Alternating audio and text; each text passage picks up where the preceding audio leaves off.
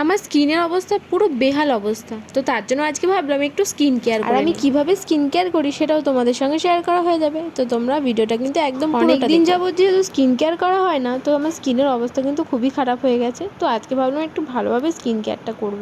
আমি জানো তো ভীষণ আলসে, তো তার জন্য আমার স্কিন কেয়ার করাটা সবসময় হয়ে ওঠে না। আমাদের স্কিনটাকে কিন্তু ভালো রাখার জন্য স্কিন কেয়ার করাটা ভীষণ গুরুত্বপূর্ণ একটি কাজ, কিন্তু আমি তো সেটা করতে পারি না সবসময় আলসেমির কারণে। আমি যেহেতু ভীষণই বড় একটা অলস বলতে পারো। আচ্ছা চলো, স্কিন কেয়ার করতে করতে কিন্তু আমি তোমাদের সঙ্গে কিছু গুরুত্বপূর্ণ কথা শেয়ার করে নিই। আমরা কিন্তু hair care, skin care, body care করে থাকি, কিন্তু আমরা যে কথাটা ভুলে যাই সেটা হচ্ছে আমাদের সবথেকে sensitive area bikini area. Skin হেয়ারের সাথে সাথে কিন্তু আমাদের বিকিনি এরিয়াটাকেও পরিষ্কার রাখার ভীষণই গুরুত্বপূর্ণ একটি কাজ। তোমরা তো জানোই মেয়েদের যদি বিকিনি এরিয়াতে হেয়ার থাকে আমাদের কতটা প্রবলেম হয় আর কীরকম একটা ইরিটেশন ভাব হয়। আচ্ছা তোমরা আমাকে বলো তো, বিকিনি এরিয়া হেয়ার রিমুভ করতে কি তোমরা এখনও রেজার কিংবা কাঁচির ইউজ করে থাকো? তাহলে সেটা আমি বলবো একদম স্টপ করে দাও।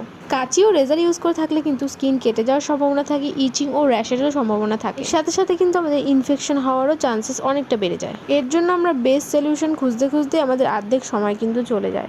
এসব প্রবলেমের একটি বেস্ট সলিউশন আছে, সেটাই তোমাদের সঙ্গে আজকে শেয়ার করে নিই।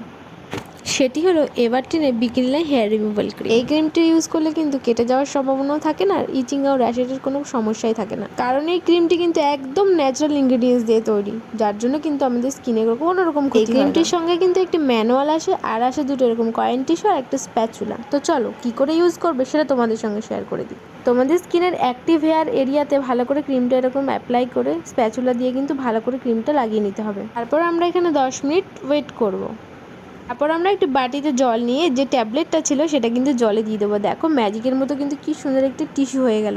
টিস্যু থেকে জলটা নিগড়ে নিয়ে আমাদের স্কিনে যে 10 মিনিট ওয়েট করেছিলাম ক্রিমটা লাগিয়ে, তো সেটা কিন্তু ভালো করে রিমুভ করে নেবো। তো দেখো আমি কিন্তু একটা জাস্ট টান দিলাম, দেখো হেয়ারটা কিন্তু খুব সুন্দরভাবে রিমুভ হয়ে গেল, আর আমাদের স্কিনে যে নোংরাটা ছিল সেটাও কিন্তু উঠে এসেছে। জাস্ট ক্রিমটা জাস্ট ওয়াও, দেখো তোমরা তো নিজেরাই দেখতে পাচ্ছ, দেখেছো কী সুন্দর টিস্যুতে কিন্তু সব হেয়ারগুলো আমাদের উঠে চলে এসেছে। স্কিনটা দেখো খুব সুন্দর একটা সফট একটা স্কিন হয়ে গেছে। তো তোমরা তো নিজেরাই দেখতে পাচ্ছ কত সুন্দর হেয়ারটা রিমুভ হয়ে গেছে। কমেন্ট বক্সে কিন্তু লিঙ্ক দেওয়া রইলো, তোমরা গিয়ে পারচেস করে নাও।